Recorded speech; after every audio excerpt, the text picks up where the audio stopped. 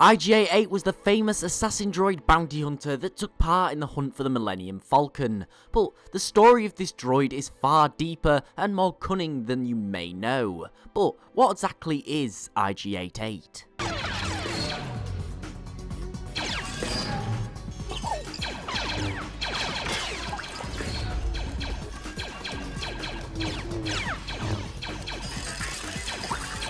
Gotcha, piston head.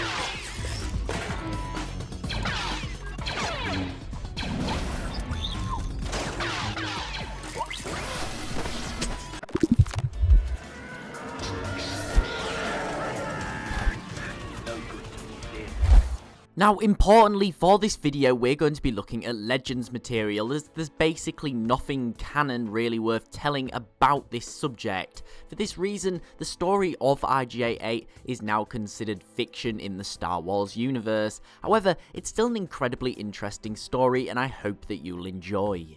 So, the first thing that you need to understand about IG-88 is that it's not one droid, it's technically a chain of droids created by Helloan Laboratories, sometime during the reign of the Empire.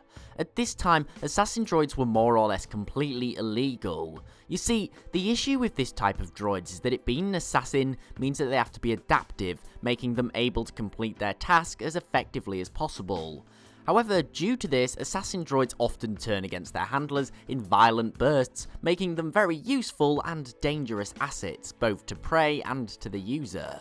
Now, the scientists believed that they had fixed this flaw with the IG-88 version of the droids by giving them some level of sentience. Now, they created 4 different IG-88 model droids. These assassin droids, as well as being fitted with their new sentient programming, featured a vast arsenal of weapons and armaments, from flamethrowers and pulse cannons, all sealed within a heavy armoured shell. After activating the first of the droids, the scientists were baffled as the droid processed its information. However, there was a problem. The droid started to question its purpose. It viewed the creators as something that enslaved droid kind, and before the scientists could respond, it went on a killing spree. Every single organic in the lab fell, and it then chose to upload its personality into the remaining 3 IG-88 assassin droids. The droids then massacred almost every organic lifeform in the centre and escaped. Now, the original IG-88 designated himself the leader, IG-88A, and the others B, C, and D. And he here revealed a plan to purge the galaxy of all organics and start a droid uprising. It's been speculated that it was actually the Empire who had infiltrated Helloan Labs and sabotaged the program to stop the spread of the illegal assassin droids. Now, the 4 droids travelled to Mechis 3 and overtook a droid factory without arising the security. From here, they continued production as usual. However, IG-88A uploaded his sentience program secretly into all droids that were manufactured there, and they were then sent out across the entire galaxy, waiting for him to give the order. When he did, the droids would turn on their masters and purge any organics from the galaxy. This factory would churn thousands of droids out daily and spread these secret sleeper agents all across the galaxy. Now, IG-88B was tasked with removing prying eyes away from the droid's plot. He became a bounty hunter, taking out targets, particularly those who were under the employ of Helloan Labs, to ensure that the IG-88's escape didn't become well known. Also, he did this to gather information on the inner workings of the galaxy.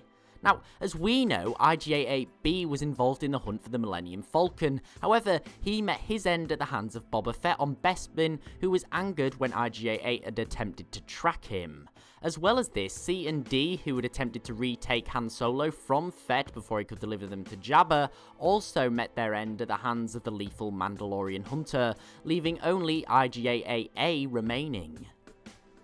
A had one final plan. After learning of the Death Star 2, he put his consciousness into a computer core destined for the battle station. He then uploaded his consciousness into the battle station and was prepared to take control of all droids on board. As well as this, he would potentially have been able to take control of the entire Death Star, having the ability to butcher all organic planets at his whim. If this would have succeeded or not is unsure, because the Death Star was destroyed, as was the final IG-88. Ultimately, these droids potentially came the closest to defeating everything that both the Rebellion and Empire strive to protect. Their heavily armoured bodies and lethal killing mechanisms of these assassin droids were combined with the malignant and resourceful minds of the sentient programming. This made these 4 droids one of the greatest threats to the entire galaxy. Had their plan worked, all sentient life in the galaxy would have fallen. No Empire, no Rebellion, no life, just machines. But what do you think of the IG-88 conspiracy, and just how much of a threat do you think that they were to the galaxy at large? Thanks for watching, I hope you enjoyed. If so, please leave a like and sub for more content, and follow me on Twitter at The Lore Guy for regular updates. Thanks for watching, I hope you enjoyed, and I'll see you next time.